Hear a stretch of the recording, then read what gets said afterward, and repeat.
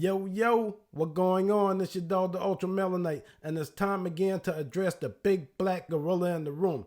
I got a question for y'all.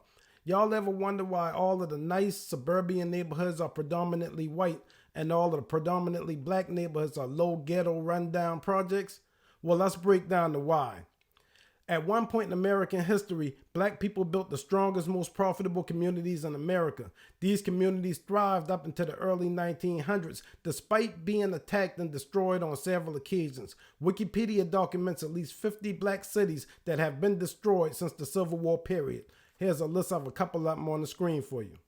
In the 1920s, white Americans was facing the Great Depression, but black Americans wasn't. So they finished destroying the black communities like Tulsa, Oklahoma, or Rosewood, Florida, or Manhattan Beach, California.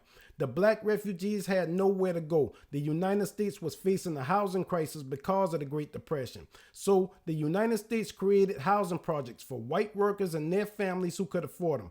A little bit after that, the United States government created a separate segregated housing project for black workers and their families who could afford them, but they built those near shipyards and railroads, whereas they built the white housing projects in more stable residential areas. Then by the 1950s, the white housing projects developed large vacancies while the black housing projects developed long waiting lists like they got to this day. So the federal government opened up all housing projects to the black people. At the same time, the federal government started subsidizing housing to the black people who could no longer afford it because the jobs in the area had left.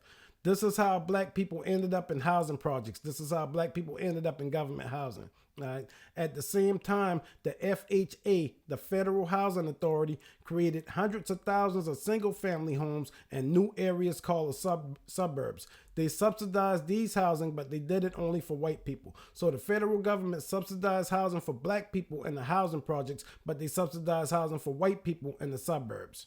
A great example of that is Levittown, New York, where the government authorized the construction of 17,000 homes that were sold to whites for dirt cheap, with the only stipulation is that they can never be sold to black people. You heard me right. There was a stipulation in the deed that these houses could never be sold to black people.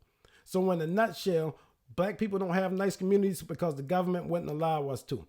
We built nice communities, they pushed us out, destroyed the communities, pushed us into projects, and didn't allow us to buy housing in the suburbs. This is why there's no nice black communities. Address the gorilla in the room. Like, follow, and subscribe for more. I want to end this video with a question. In 1993, Dr. Malachi Z. York bought 500 acres of land in Georgia and built the amazing Tommy Raw community at Yamasee Moors. In 2005, the government destroyed it, sold all its artifacts, and bulldozed the structures to the ground. So my question is, if we built a sustainable community here in 2022, would the government destroy it or would they let us live? I think they'll bomb the shit out of us, but y'all leave y'all comments down below. Peace out.